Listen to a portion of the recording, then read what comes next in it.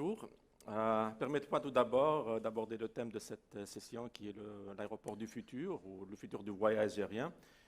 Et ici, je mettrai l'emphase sur la transformation numérique et la transition de l'industrie aéroportuaire. Ce que je veux dire au début est que la crise, à part tous ses inconvénients, a permis de changer le voyage aérien pour le mieux. Vous me demandez pourquoi. En effet, la crise a agi comme un catalyseur de changement afin de favoriser l'innovation et l'industrie du changement indispensable de la réglementation pour soutenir l'intégration de la technologie et de l'innovation dans le processus aéronautique. En fait, c'est un catalyseur. En temps de crise, on est obligé d'innover. En fait, la technologie et l'automatisation sont appelées à jouer un rôle crucial et l'intelligence artificielle offrira une plateforme idéale pour automatiser les tâches et augmenter l'efficacité tout en améliorant la sûreté, la sécurité et garantir une marge d'erreur de plus en plus faible si elle est correctement mise en œuvre. En effet, depuis le début de la pandémie, de nombreux aéroports ont été contraints de reconsidérer leurs processus commerciaux et opérationnels habituels et envisager différentes solutions, y compris le déploiement de technologies innovantes et des ajustements pour adapter les espaces et les infrastructures pour soutenir l'effort mondial visant à surmonter la pandémie. En effet, la crise du Covid a mis en évidence la nécessité d'une plus grande utilisation des solutions mobiles et automatisées, y compris le libre service sans contact et la biométrie, est une plus grande utilisation des données, y compris les informations de santé, pour permettre des voyages aériens plus fluides et plus sûrs. En fait, tout ça existait, mais la pandémie a accéléré le processus. En fait, l'utilisation accélérée de l'identité numérique devrait, en effet, prendre de plus en plus de l'ampleur. Certains processus de passagers auront également lieu dans le futur, hors de l'aéroport, avant le début du voyage, de sorte que moins de contacts en face à face seront nécessaires. Par exemple, les processus d'enregistrement et de dépôt des bagages peuvent se faire en grande partie hors de l'aéroport, dans les hôtels par exemple et les centres de conférence, et les services incluront plus généralement le ramassage et la livraison des bagages. Une intégration plus grande et plus intelligente avec d'autres systèmes, parce que l'aéroport ne travaille pas tout seul, il y a tout un groupe d'opérateurs. Alors, une plus grande intégration avec d'autres systèmes de transport en commun est également attendue afin de permettre un voyage aérien plus fluide et sans contact. Ces approches élimineront ou réduiront considérablement les besoins d'échanges physiques de documents de voyage entre le personnel et les passagers. Ce que veut dire par personnel, c'est tout ce qui est police, douane, tous ceux qui vous demandent les documents. Cela peut également accélérer le processus global des passagers, avec l'avantage d'une réduction des temps de traitement et des files d'attente et une fluidité du trafic. Dans un futur proche, la nécessité d'un traitement sans contact deviendrait une recommandation encore plus forte, une norme à long terme, comme en témoigne le rapport des directives du CART. Je ne sais pas si vous savez, le CART de l'OACI, c'est le Council Aviation Recovery Task Force, publié pendant la crise du Covid et qui recommande désormais l'utilisation accrue de la technologie pour faciliter le traitement sans contact des passagers à différentes étapes de leur voyage. C'est bon. On a très peu de temps, excusez-moi, okay. Monsieur Toutsi. Je termine. De nos jours, en fait, une expérience de voyage sûre, sécurisée et hygiénique est devenue une priorité absolue. Et les passagers choisissent les aéroports qui privilégient avant tout leur bien-être. Alors, préparez-vous, monsieur, parce que demain, il y aura la concurrence entre aéroports. Et si vous êtes préparé et technologiquement prêt, vous attirez plus de clientèle. Merci. Merci beaucoup, M. Toutsi. Excusez-moi, j'ai oublié de présenter la personne qui représente l'un des spécialistes mondiaux des outils des aéroports du futur, M. Philippe Vallée, directeur général délégué en charge de l'activité identité et sécurité numérique chez Thales. Il a aussi travaillé dans des sociétés prestigieuses comme Matra et Gemalto, où il était directeur général adjoint jusqu'en 2016. Voilà. Et sinon, maintenant, je redonne la parole toujours pour 3 minutes à monsieur El Karimi, une première question sur effectivement cette étape vers l'aéroport du futur. Merci, S'il vous plaît. Monsieur Castel. Mesdames et messieurs, bonjour. Donc moi, je voudrais aborder la question de l'aéroport du futur sous un autre angle, en soulignant deux horizons. Donc on a un horizon à court et moyen terme très réaliste et un horizon à long terme où là, on peut rêver et projeter les technologies d'aujourd'hui.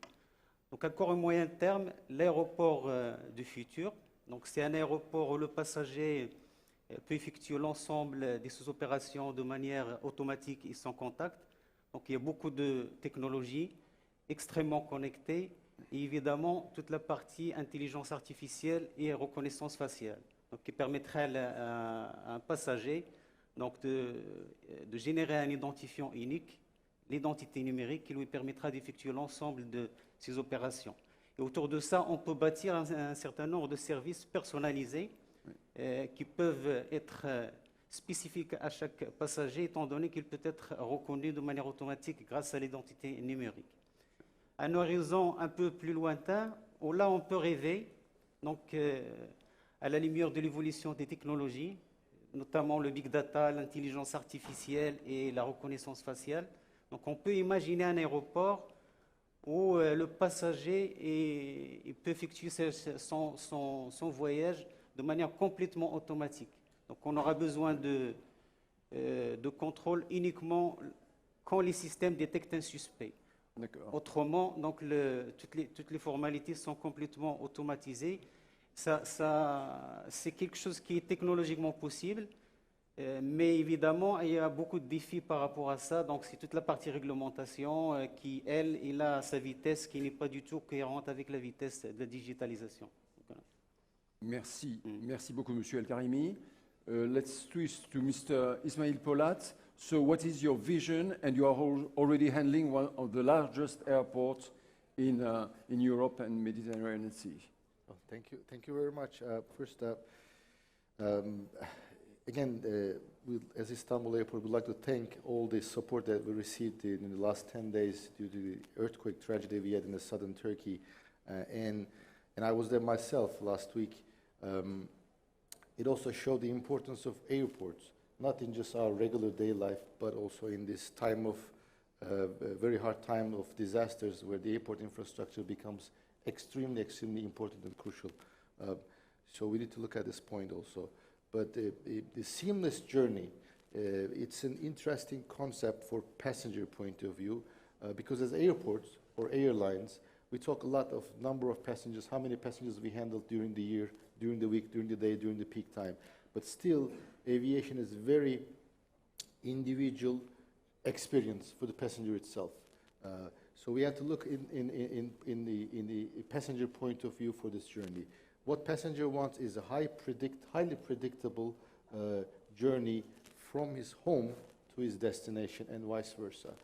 If you look at the aviation community, ANSP looks at this at the aircraft level when the aircraft starts in the pushback and lands into the other airport. Airlines look at this thing from ticket sales, from check-in, getting the passengers to the aircraft, and then vice versa.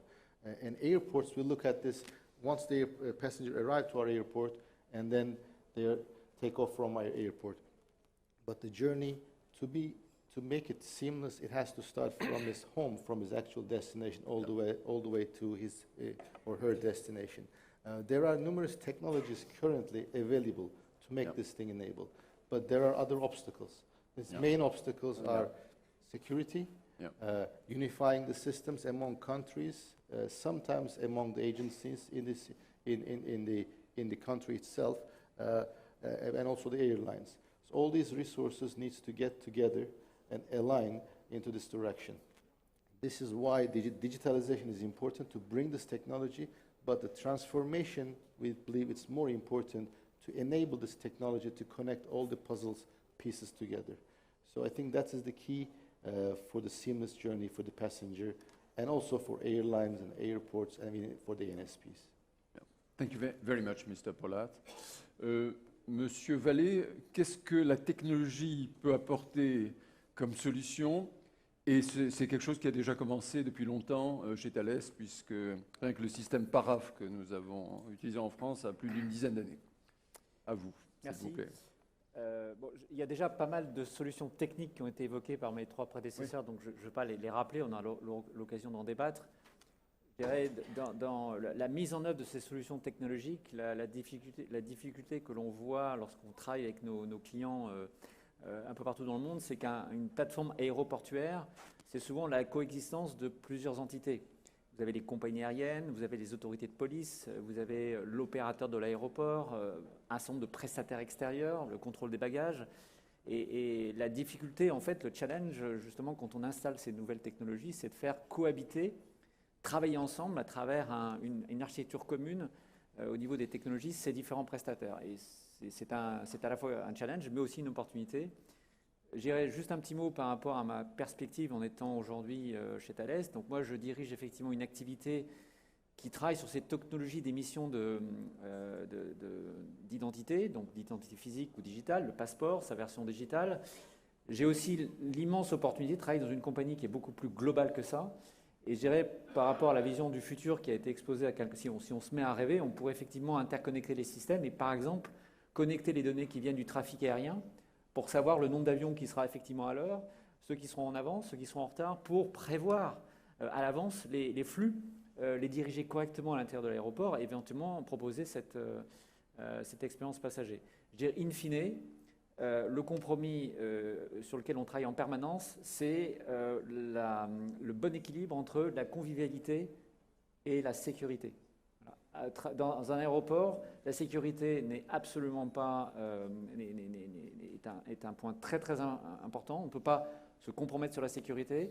Il faut travailler également sur la convivialité. Donc, comment trouver le bon équilibre? Merci beaucoup, Monsieur Vallée. Je commence avec quelques questions et puis, bien sûr, on passe le micro dans la salle. À votre avis, messieurs, je ne sais pas qui veut répondre, mais d'abord, quel est le premier obstacle dans le temps? Il y a cette reprise énorme du trafic aérien. Il y a cette réalité que certains aéroports, en tout cas, ne fonctionnent pas bien, enfin, ou sont extrêmement longs d'embarquer.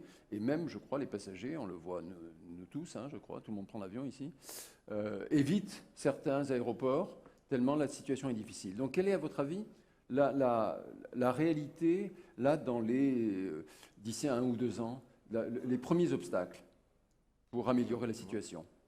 Je ne sais pas qui veut prendre la parole, mais je vous laisse libre. Oui, je peux Vous, répondre. c'est ça, vous représentez, c'est ça, tous les pays africains et les aéroports. En fait, la crise de Covid elle a impacté énormément et les aéroports ou les compagnies aériennes, en fait, l'industrie, pour des raisons économiques, ils ont licencié énormément de personnes. Oui. Et on n'imaginait pas un recouvrement aussi rapide. En fait, la crise, c'était 1 année et puis 1 année encore. Et là, pour des raisons économiques, on a licencié. Tout le monde a licencié, à part les aéroports qui sont plus des administrations où ils ont un peu bloqué les recrutements. Et soudainement, ça reprend. Et alors, on cherchait de la main-d'œuvre. Mais les gens, ils ne sont pas disponibles, c'est-à-dire ils ne sont pas là à vous attendre. Oui. Alors, pour former un agent d'aéroport, il te faut minimum 1 année, 6 mois, 1 année. Oui. Quelqu'un de qualifié où tu peux confier toute la responsabilité d'une chaîne de processus aéroportuaire pour les compagnies aériennes et tout ça. Et là, c'est la catastrophe. Si vous vous rappelez, au redémarrage des activités, on avait des files d'attente mais monstrueuses, parce que les compagnies aériennes ne trouvent pas de la main-d'œuvre qualifiée qu'ils ont licenciée. Les aéroports, la même chose. Et puis, la technologie n'a pas su s'intégrer très vite, parce qu'on a des solutions technologiques qui sont les solutions sans contact, mais ils ne sont pas adoptées. C'est-à-dire les fabricants, les innovateurs, ils ont créé des systèmes, mais ils n'étaient pas intégrés. Et là, on travaille avec un système très ancien, avec un manque de personnel, et on ne veut pas adopter la technologie. Et là, la catastrophe est là. Moi, j'ai raté 2 vols au début de la reprise à cause des files d'attente de la sûreté. Parce que les compagnies ne veulent pas recruter massivement pour traiter. Il y avait quelques personnes, et ça a plus des problèmes sociaux, parce que les salaires et l'inflation, ça a augmenté énormément et les compagnies ne veulent pas payer. Et vous avez vu ça à travers toute l'Afrique, Oui, hein, c'est-à-dire bon, en quasiment. Afrique, pas trop, mais plus en Europe. En Afrique, c'est d'autres problèmes de reprise, en fait. Oui. Bon, c'est ça, en gros, les grands problèmes. Mr. Polat, you are handling a huge airport. Remind us the number of passengers. I think you have a record of passengers. It's at the same time a huge, very important hub. So how you are handling the situation with all these flights? Well, the pandemic has been very difficult for everyone, airports and airlines. We all know that. But Istanbul Airport, we kept our doors open since July of the same year of the pandemic, and since then, 2020, 2021, and last year, we've had the most passengers in ATM in Europe. Last year, we closed 2022 with 65 million passengers. That was a record in Europe. However, as Mr. Tunisi said, it's an important element because last year, during the summer, Europe had a lot of peak traffic, but also observed the highest delays since 2019. And the lack of resources affected the delays on the airport side more and more that we have never observed in the previous years, even before pandemic. There had been airports averaging 60 to 70 minute delays on all flights. Yeah. That's an unprecedented amount of delays that has been seen. And that's lack of air traffic controllers, lack of ground handlers, lack of airport operators, security personnel, all levels of it. On top of it, first time we've seen delay caused by the what we call paperwork, checking during the pandemic, checking the vaccination cards and all that new element of process added further. However, there have been some good elements into it. As in our airport, with the way that we handle it, first we designed scenarios to handle the air traffic increase during the stage, and we kept all our personnel. We didn't fire anyone at all. And we have Airport Operations Center, we call it APOC, where we get airlines, ANSPs, government bodies all together there and manage the process together with them. We have more than 100 digital systems integrated into the center, so we can have dynamic control of the entire operations at all time, even though we have the largest infrastructure, one of the largest infrastructure in the world. The plus side of this thing, our airport is one of the only hub airport in Europe that absorbed delay into 2022. Roughly half of the aircraft arrived at our airport. We were able to reduce the delay that started from the beginning airport towards us, have been absorbed at our airport and sent back with less delay to this destination. So the airport needs to look at integrating the elements of airlines, network operations, and the government bodies, and predict what's happening during the day before the traffic arrives to your airport. You need to start taking action, and then you plan your operations according to that. Try to send the aircraft out to the next destination with less delay. So this is the key. Enabling is the technology here. Getting the data together and putting all this information together. The concept is called Total Airport Management, but the physical embodiment of that is called APOC, Airport Operations Center, where we get all these bodies and technology next to you, so you can look at what happened, what is happening, and what's going to happen. So I think that's the key element there. Thank you. Monsieur Vallée, même si vous avez indiqué qu'évidemment l'équation est beaucoup plus complexe, faites-nous un tout petit peu rêver ou expliquez-nous comment tout le monde parle effectivement de ces projets pilotes aussi bien à Singapour qu'à Dallas et peut-être d'autres aéroports où effectivement il y a de l'instrument, d'un outil mis au point par Thales. Oui, alors il y a deux grands axes.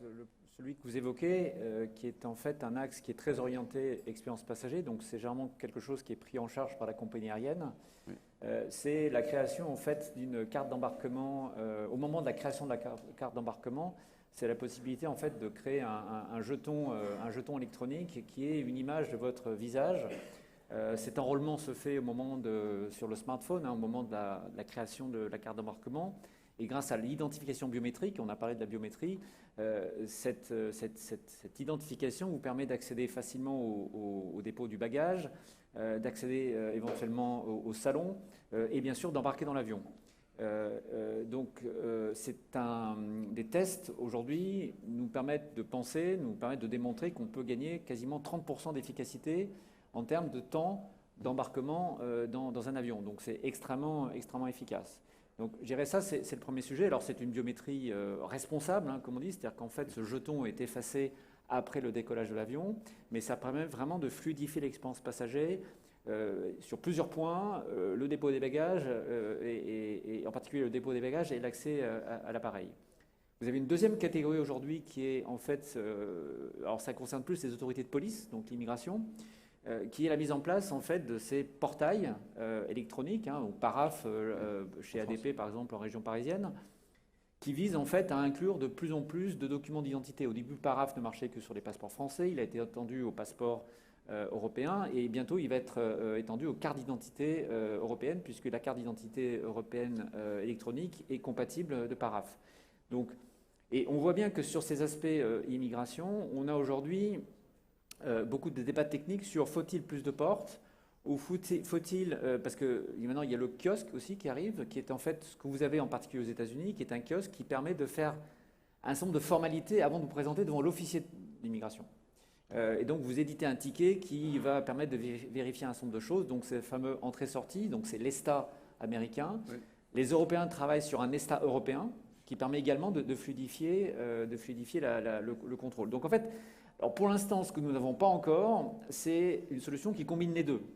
Parce que ce jeton électronique, on va dire temporaire, créé depuis votre carte d'embarquement, n'est pas encore complètement accepté par les autorités d'immigration. C'est plus complexe. Voilà. Mais on a vraiment ces deux systèmes aujourd'hui qui sont en train d'évoluer à vitesse grand V pour fluidifier le trafic passager. Merci. Est-ce qu'il y a des premières questions dans la salle? Monsieur, si on peut avoir un micro, s'il vous plaît.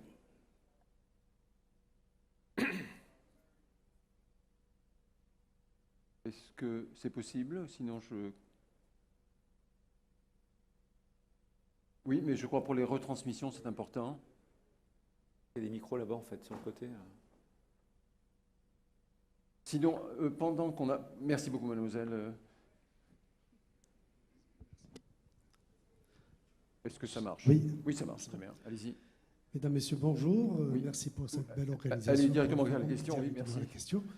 Effectivement, M. Vallée disait tout à l'heure qu'il faut une question de sécurité qu'on ne peut pas trop toucher au niveau des passagers, au niveau de l'aéroport. Il y a beaucoup de choses à dire, mais je voudrais savoir, est-ce qu'au niveau Maroc, par exemple, pourquoi un passager met autant de temps pour arriver à l'embarquement? Autant. C'est énorme. Vous avez dit tout à l'heure qu'il y a des files d'attente, on rate des avions, etc. Oui. Ça ne serait pas... Donc c'est à votre question. Hein? Ma question est là, et j'ai énormément de questions parce que mais attendez, on n'a plus que 24 minutes, si vous voilà. voulez. Alors, M. Vallée parlait tout à l'heure de New York. Je ne vois pas pourquoi au niveau de New York, quand on arrive à l'enregistrement, on nous donne un ticket, on va directement au service de sécurité et on rentre dans l'avion. C'est très très simple, malgré JFK, vous le connaissez, c'est énorme. Oui. Ici, le temps est multiplié par 100. Voilà. Ça dépend des aéroports. On va donner tout de suite, attendez. Oui, on va prendre une deuxième question pour gagner un peu de temps. Allez-y, s'il vous plaît, passez le micro. Oui. Oui, bonjour, Vincent Chapard, Times Eurospace. Ma question, est-ce que vous pensez qu'il y aura une généralisation du bagage Rokoff et puis de l'étiquetage électronique des bagages qui existe maintenant chez Alaska Airlines qui permet de faire 100% du process d'enregistrement avant d'arriver à l'aéroport? Merci. Oui, alors on va prendre juste ces deux questions pour l'instant. Monsieur El-Karimi, est-ce que vous voulez bien répondre à la première question sur effectivement certaines différences? Cela dit, attention, on souffre tous des fois dans certains aéroports. Il ne faut pas que ce soit juste des problèmes personnels. Pas personnels, mais il y a des jours où ça se passe très mal dans les meilleurs aéroports au monde. Excusez-moi. Il y a un effort considérable qui a été fait effectivement au niveau de nos aéroports. Ce qui a été souligné tout à l'heure par le monsieur, à savoir un équilibre entre toute la partie sécurité et la partie facilitation du parcours passager. C'est là où c'est très très spécifique à chaque pays et effectivement beaucoup d'efforts à faire dans ce cadre. Donc au niveau de l'Office national des aéroports, donc on a tout un plan de digitalisation qui est en cours de déploiement et dont un projet phare qui sera déployé au niveau de l'aéroport de Rabat et qui rejoint un peu ce qui était décrit tout à l'heure, à savoir la notion du One ID et qui permettra à travers la génération d'un token unique au niveau soit du smartphone ou d'une borne d'information à l'aéroport. Il permettra aux passagers d'effectuer l'ensemble de ces opérations de manière automatique, sauf la partie immigration. Donc, parce qu'aujourd'hui, comme ça a été souligné, c'est les demandes qui chacun évolue avec sa vitesse et chacun a ses contraintes. Donc, on arrive à l'immigration, il faut bien passer les formalités d'immigration avec la manière classique, et puis on repart sur la partie digitale et biométrique. Après, dans le futur, il n'est pas exclu que ces demandes-là communiquent. C'est la vitesse de convergence qui va fixer un peu le moment opportun où le parcours entier sera digitalisé et automatique. Voilà. Et juste sur Rabat, c'est aussi bien en vol national qu'international? Qu'international, tout à fait. Très bien. Et alors, la deuxième question de mon collègue, je crois, C'était la généralisation de tout ce qui est, on en a parlé, de bagages drop-off, d'étiquetage électronique des bagages qui se font chez Alaska Airlines maintenant, avant l'arrivée à l'aéroport, qui permettent de fluidifier et de diminuer les temps d'attente. Est-ce que quelqu'un veut répondre, prendre la section, please, Mr. Pollard? I'll try to also say a few words about that. Because the journey goes through one airport to another, you can have the bag tags at one airport. The airlines and airports resource management system may be able to handle that. But the key is when the bag arrives to the other destination, it needs to be handled at the same level of system. So both airports, if they don't have those similar speaking systems, the bag tag doesn't work. Especially when you're a transfer passenger coming from one airport, transferring to another airport, and now you need to go through 3 different airports. All of these needs to be able to recognize that bag and get to the destination. Yeah. So you need to have the systems unified. I'll just give you a quick example. At Istanbul Airport, we have a common, we call CUPS, common user platforms for the passengers to be handled at the check-in. Turkish Airlines, which is 80% of our operations, they use only 40% of our checking because they have a common system. Every check-in location, they can do it. 20% of the other airlines, they use 60% of our resources because they want dedicated check-in. The systems do not talk. It's like you put a check-in agent there and you ask him to be able to use 14 different check-in systems from 14 different airlines. For him, it's like speaking 14 different languages. Yeah. That's almost impossible. So the first is all these airlines, airports needs to come together and align that they want to connect these systems together. There are ANSPs doing this better when they're handling the radar information, tracking information. There are languages that this barrier has been broken, that they can transfer this data between each other, but I don't think it's there yet for passengers and baggage. Same on the security level is like that too. Why it's taking too long? Because every country is doing it different way. Although it's the same passport, but they're doing it a different way. As long as each one continue doing it a different way, it's impossible to unify them. So ICAO is working hard on that one. Eurocontrol working on that one. ACI is supporting that a lot. IATA is working on that one. All these agencies are working on that one, but it's a quite defragmented world. That's why the technology needs to be there to enable this thing, get people together to integrate. It should be as easy as this. I mean, the system we work with right now, for example, with Star Alliance, it's called StarHub. With your phone, you take your picture and you scan your passport, and a unique ID is created in the system. With, for example, with Turkish Airlines or with Air Morocco or any other airline. And then when you go to the airport, You don't see it, but the cameras will see you. They'll recognize your face, and they'll match you with the flight schedule and along the airport without even need to show any more identification. You should be able to go and board your plane. This process is actually alive. You can do that. But then there are many obstacles because the police want something to make sure. There are also data protection, GDPR issues, privacy issues needs to be protected. The customs will require something else. The other country will require something else. On top of it, with COVID now, we're talking about maybe vaccinations. What happens if we have another COVID in the next 10 years? You know, the health issue comes again, God forbid. Yes. But it is a possibility. We need to be aware of all of these potentials. I think the technology is there. We have tested it at our airport. The system works fantastic. The concept of One ID works really good. The IT, I think the technology enablers, I think they are there. But the procedures, airlines, airports, are we there yet? We have to maybe ask this question to ourselves and try to get the answer. Je crois que M. Tounsi aussi voulait intervenir. Est-ce que c'est un obstacle presque culturel? Oui, c'est ce que je veux dire. En fait, je vous raconte une petite histoire. Une fois, j'étais dans un aéroport africain. J'ai fait du départ, c'est-à-dire de l'entrée de l'aéroport jusqu'à l'avion, 14 checks. 14, imaginez. Parfois, je vous jure, le monsieur qui me fait le check de passeport, il me regarde, il donne à son camarade juste à côté mon passeport pour continuer le check. Mais c'était deux différents corps, un de la sécurité, l'autre de la compagnie. Et là, en fait, c'est une question de culture. Et pour résoudre et pour essayer d'avancer, il faut être transparent et dire les choses en vrai. Dans nos aéroports, les gestionnaires des aéroports, ils sont bien, mais ils respectent beaucoup la douane, la police et tout ça.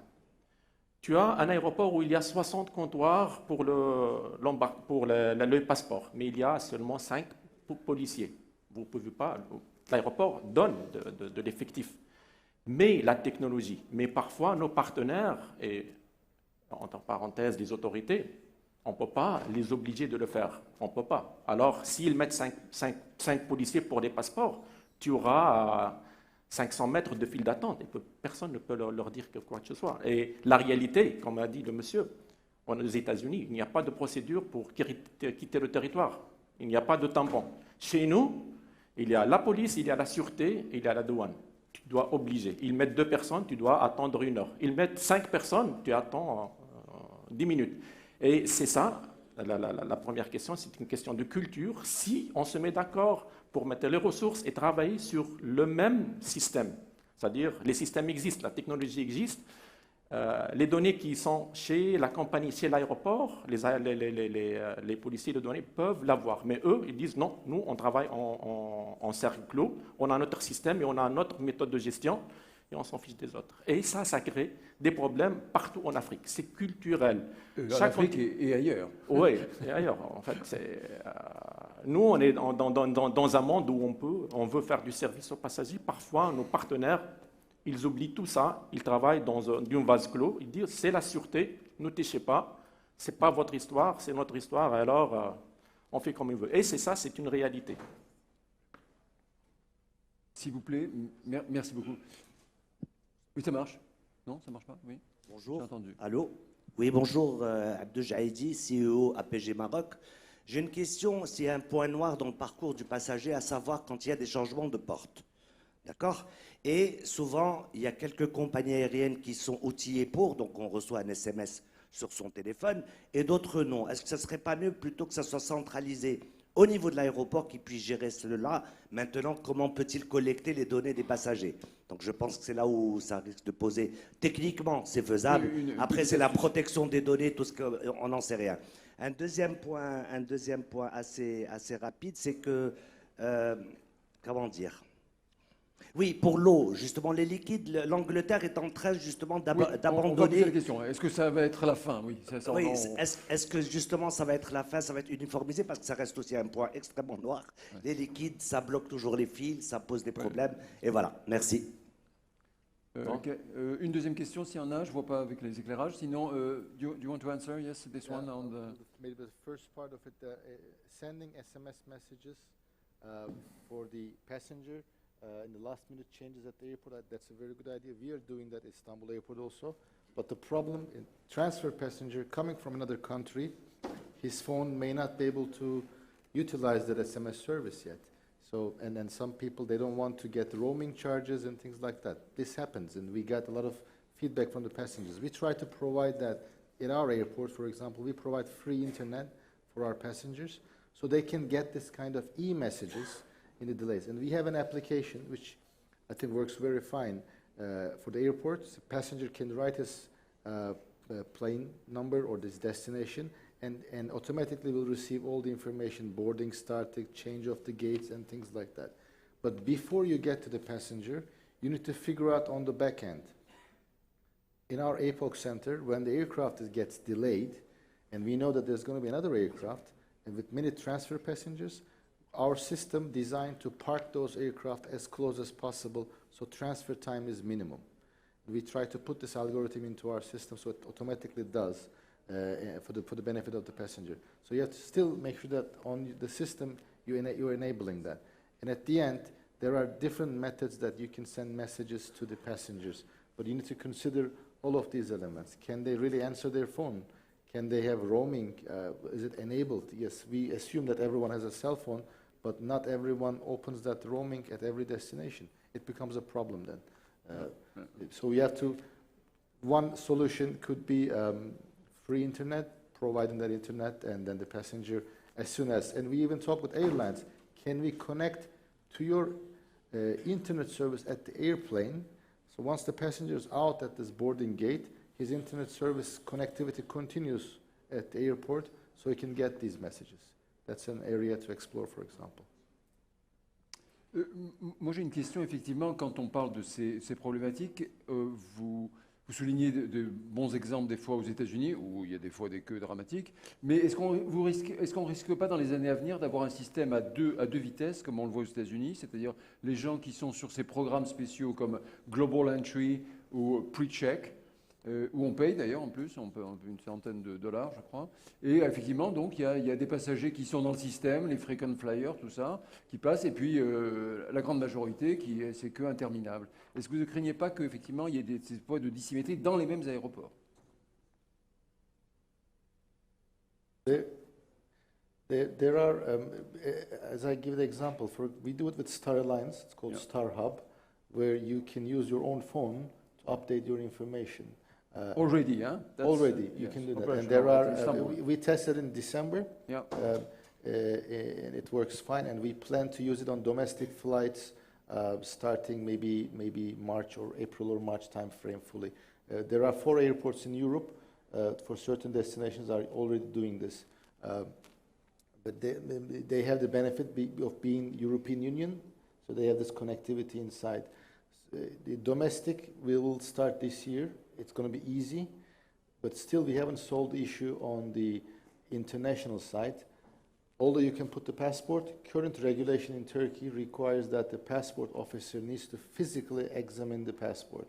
So we're trying to overcome this obstacle. As soon as we overcome that, international will start. And the system works, it's like one ID. It creates a security token for you with your biometrics, facial recognition, and your passport, which you do at home on your phone. You scan it, and you're in the system. For example, through Turkish Airline application or Air Morocco application, it will have a biometric area. You can do this thing. You set up once, and every time you have a new plane, you go to airport, system automatically recognizes you at entrance or in check-in, wherever you put the cameras, and then you can continue your journey without being stopped. We don't need to take anything off. Yeah. But it will have, once they arrive there, will it continue there? Yeah. That's the destination is to solve. Oui, Monsieur Vallée. Vous posez une bonne question par rapport à cette notion de monde à deux vitesses, si je peux dire. La seule façon de travailler cette question, c'est l'interopérabilité, c'est-à-dire la standardisation. Parce que là, on parle beaucoup d'applications qui sont faites sur les téléphones mobiles. Aujourd'hui, dans le monde des téléphones mobiles, vous avez quand même 2 mondes. Vous avez Apple et Android. Et donc, même développer une application qui est interopérable et qui fonctionne de la même façon entre Android et iOS, c'est compliqué. Et c'est pour ça qu'en fait, en particulier chez Thales, on travaille beaucoup au niveau de l'ICAO. pour pousser en fait une standardisation la plus efficace possible, justement pour utiliser ces attributs d'identité qui sont aujourd'hui contenus dans le passeport. Le passeport électronique, en fait, c'est un passeport mondial. C'est le même processus. Comment partir de cette base qui est extrêmement intéressante pour en faire quelque chose qui est plus adapté à ce genre de test. Autrement dit, quels sont les attributs d'identité dont on a réellement besoin pour contrôler la personne et la faire passer à travers l'aéroport. Mais si les compagnies aériennes, si on ne s'y met pas tous, effectivement, on aura du mal à... Donc pour moi, la standardisation, c'est vraiment le maître mot dans cette affaire. Oui. Des questions dans la salle et est-ce que... Alors moi j'ai une question aussi. Vous voulez intervenir? Oui, excusez-moi. En fait, c'est pour continuer sur la foulée et pour voir la réalité africaine. En fait, le monde il est à plusieurs vitesses. Il y a des pays qui ont adopté ou qui sont en train d'adopter les nouvelles technologies et les intégrer dans le processus total des passagers, c'est-à-dire où il y a l'aéroport, la compagnie aérienne, les autorités, police, douane, etc. Et avec un produit unique qui va laisser l'opportunité aux passagers de traverser avec moins de contrôle. Mais la réalité africaine, elle est totalement différente. En fait, il y a des pays où ils n'ont même pas de passeport biométrique. Oui. C'est-à-dire, si tu veux mettre en place n'importe quel système, le basics, la base, n'existe pas. Ouais. Et alors, que dire de voyage aérien? C'est-à-dire, il part d'un pays africain pour aller de l'autre côté, en Europe ou aux États-Unis. Il ne sera pas compatible. Les gens, de l'autre côté, ils sont très technologie, tout ça, et tu viens avec un truc primitif. Mais c'est la réalité. Et là, c'est le monde à deux vitesses. Oui. Et le problème en Afrique, c'est, comme j'ai dit tout à l'heure, c'est l'adoption de la technologie dans le processus aéroportuaire et le processus de l'administration. Il faut savoir que 90% des aéroports en Afrique, ils sont gérés par les gouvernements ou des sociétés de gouvernement. Alors, l'administration, elle est très lente, hyper lente. Et ça empêche le développement, ça freine le développement. Et c'est pourquoi, dans l'autre session, on a parlé tout à l'heure de la difficulté de l'ouverture du ciel et tous les problèmes liés à la conception de l'Afrique. C'est qu'un produit ne peut pas être adopté de la même façon dans tous les aéroports, dans tous les pays africains. Il y a des pays qui sont très développés, je cite l'Afrique du Sud, le Maroc, le Ghana, quelques pays qui sont en avance. Et de l'autre côté, il y a des pays qui n'ont même pas le basique. Alors, dans un système interconnecté, si tu as des trous, le système s'arrête. Et c'est ça la réalité. Oui, je comprends. Juste par rapport à ce point de... Oui, et après, je voudrais aussi vous preniez aussi l'angle touristique, parce qu'au Maroc, quand même, il y a une réalité, c'est que le tourisme est très important économiquement. Et donc, est-ce que vous sentez, est-ce qu'on facilite des deux côtés le système pour que juste en complément, donc par rapport à cette problématique de deux vitesses, donc il y a la problématique de l'appropriation et de l'intégration de la technologie, mais il y a aussi d'autres contraintes qui sont liées à des spécificités de sécurité par pays, à des contraintes des visas, etc. Donc on aura effectivement deux mondes avec deux vitesses différentes, même des pays à vitesse différente et des continents à deux vitesses. Ouais. Donc, par rapport à votre question, donc, tourisme où le Maroc est c'est une énorme part de l'économie. Effectivement, donc par rapport à ce point-là, donc le monde de l'aéroportuaire au Maroc, donc il accompagne cet élan d'intégration et de volonté de développer le secteur du tourisme. Donc, on a tout un plan de développement de nos aéroports, notamment les grands aéroports à Casablanca, le nouveau terminal de Rabat, et puis l'élargissement de capacité de certains aéroports, Tanger, Agadir et Marrakech, et surtout l'intégration de la technologie et la généralisation de la notion de One ID au niveau de l'ensemble des grands aéroports internationaux du Maroc. Merci. Monsieur Vallée, au début, vous soulignez effectivement qu'il n'y a pas que l'aéroport, mais il y a aussi le trafic aérien. Monsieur Polat soulignait le nombre de retards qu'il y a, phénomène croissant. Est-ce que Thales travaille aussi à une échelle un peu plus grande que juste que l'outil aéroportuaire et les dernières technologies? Aujourd'hui, l'idée, c'est de coupler nos différentes forces dans Thales, en particulier la connaissance en fait du trafic aérien à proximité de l'aéroport pour aider les opérateurs justement à pouvoir prévoir finalement le flux de passagers qui va arriver par slot de 10 minutes, un quart d'heure, une demi-heure. Ça permet d'avoir une information. On parlait tout à l'heure d'intelligence artificielle. Si on est capable de coupler de façon intelligente l'intelligence artificielle avec les flux d'informations qui arrivent du contrôle aérien, on peut aussi aider l'opérateur de l'aéroport à gérer son parc, le flux passager, et donc par où, combien de guérites ouvrir, combien d'officiers de police, à quel endroit dans l'aéroport, enfin, de manière à permettre cette... Bon, pour l'instant, ce sont des visions futuristes, mais l'idée, c'est vraiment de coupler ces différents systèmes entre eux et de voir comment ça peut fonctionner. Oui. Et vous voyez des interlocuteurs qui sont plus réceptifs même pays, mais différents aéroports, différentes autorités aéroportuaires. Vous avez des opérateurs aujourd'hui d'aéroports qui sont très ambitieux. Hein. Bon, au-delà d'Istanbul, bien sûr.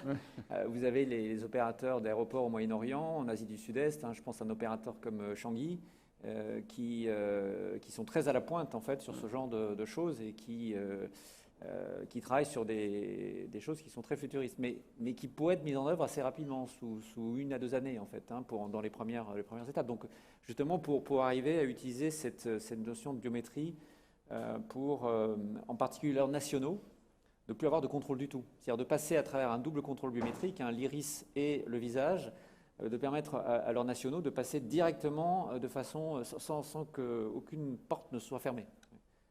Donc ça, c'est des choses qui vont arriver bientôt. Je vois qu'on arrive à la fin de notre temps. Je vais vous demander, alors excusez-moi, une seule question, monsieur, non, excusez-moi, parce qu'on est en limite, là, on doit terminer, on doit conclure. Jean-Pierre Lombassi, je pose la question de savoir ce qui se fait pour arriver à l'aéroport. Je me rappelle avoir raté un avion à Paris parce que le trafic. Je ne pouvais pas arriver à l'aéroport. À cause du trafic. À cause du trafic. Oui, qu'est-ce que les aéroports font dans leurs conversations avec les autorités de planification urbaine pour que l'arrivée à l'aéroport ne soit pas un des problèmes majeurs? Et ça, c'est une nouvelle entité, effectivement, à laquelle vous devez travailler. Parce que si l'autoroute est bloquée, ça arrive régulièrement à Paris. Que faire? Ça arrive régulièrement à Paris. Une réponse rapide, et après, je vais vous demander de conclure. Chacun, vous avez 10 secondes pour votre vœu, votre souhait. Alors, d'abord, pour répondre à la question, ces difficultés. En fait, ça dépend des pays, du plan de masse, de l'origine. Parfois, par exemple, Kazan, ils ont créé un train dont la grande majorité des grandes plateformes ont créé un moyen de transport dédié à l'aéroport. Et c'est ce qui arrive. Mais parfois, comme à Paris, là, les grèves, ça fait tout tomber dans l'eau. Nous en savons quelque chose. D'ailleurs, nous avons eu de la chance d'être réunis aujourd'hui ici, puisque c'est jour de grève en France. Et vous vouliez... donc, je vais vous demander à chacun de vous your wish, your best wish. Well, en 10 secondes, hein, nous avons terminé notre temps là.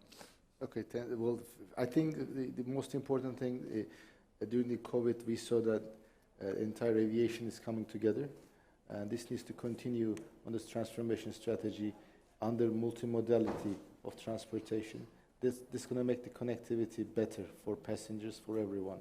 We're talking about ANSPs up in the airspace. We're talking about airports and airlines down on the ground. Yeah. But there is more to it, connecting airport to the city. Exactly. This is the entire journey for the passenger. So that needs to all come together through a strategy.